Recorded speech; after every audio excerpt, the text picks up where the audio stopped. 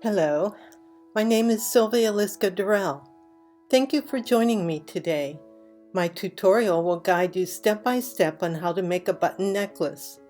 This button craft tutorial is just one of the offerings being provided through the Unconventional Convention's new creation station.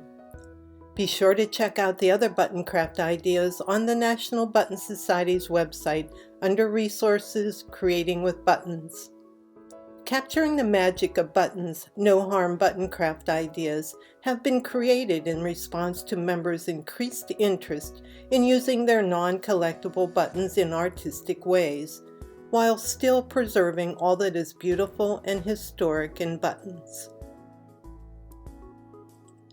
Black and white buttons linked together on this chain necklace say, "I love buttons," in an eye-catching way. With these basic instructions, any button color combinations can be used. Add a decorative bead here and there, and you've made a creation unique to you. Here are the supplies you will need. A medium gauge chain, approximately 18 inches long, 3/8 inch jump rings, bail, jeweler's pliers, clasp closure, buttons, decorative beads, and glue.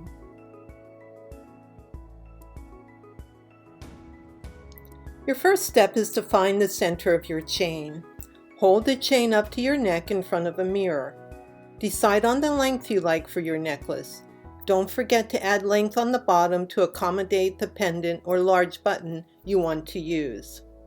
The pendant to be used in this tutorial adds an additional 1 3/8 inch. Now, find the chain length that is in the middle and mark it with a little piece of tape. This is where you will hang your pendant. By the way, if your necklace ends up too long when you are done, you can always remove chain links.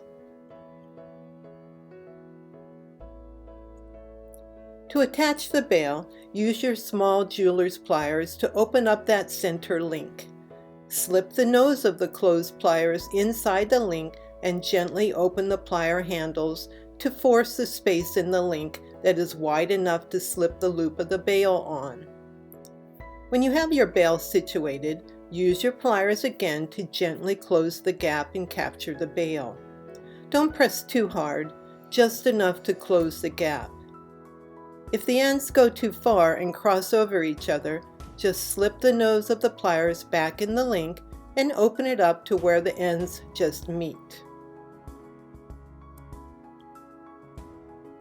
Step 3 is to glue the centerpiece onto the bail. I came across this window blind pull ring in a box of buttons I bought. I decided to use it to surround my centerpiece button and glued it to the bail with E6000 glue. If you know what centerpiece button you want to use already, you can either attach it now to the bail or wait until you are finished attaching all the other buttons. Obviously, you have to wait until the glue is dried to work on the rest of the necklace, so it may be better to wait.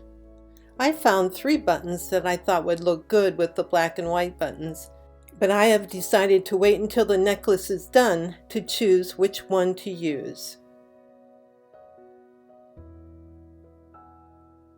Step 4 is the fun part. Well, at least picking the white buttons was fun for me. I looked for some floral designs. The sizes are 9/16 inch and 7/8 inch. All are sew-through buttons. My blacks are just plain 4-hole buttons and measure 1/2 inch. A total of 12 white buttons and 12 black buttons were used on this necklace, 6 on either side of the centerpiece button. I used 4 of the decorative beads as well. If you haven't found your large button for your centerpiece button, do that now too. In step 5, for each button you want to attach, open up a jump ring just wide enough to slide one end through a buttonhole. Follow that with sliding the ring over a chain link.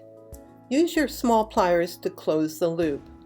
Put a button on each loop, alternating colors along the way, until you have 6 buttons and 2 beads on each side. Now that you have all of your buttons and beads attached, hold your necklace on your neck to see if you still like the length. If it's too long, you can take off a few of the links before you add the clasp. I chose a lobster clasp and a large loop for my closure devices. Open up the last links on your chain and capture the closure loops. Close the links up with your pliers.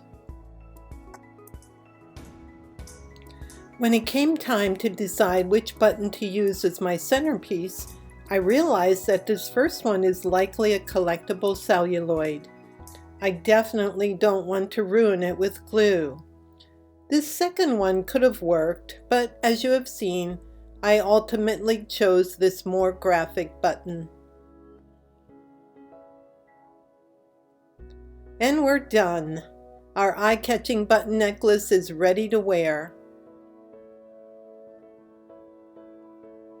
We hope you enjoyed our button necklace workshop through the Unconventional Convention's new Creation Station. Check the convention schedule for more Creation Station workshops this week.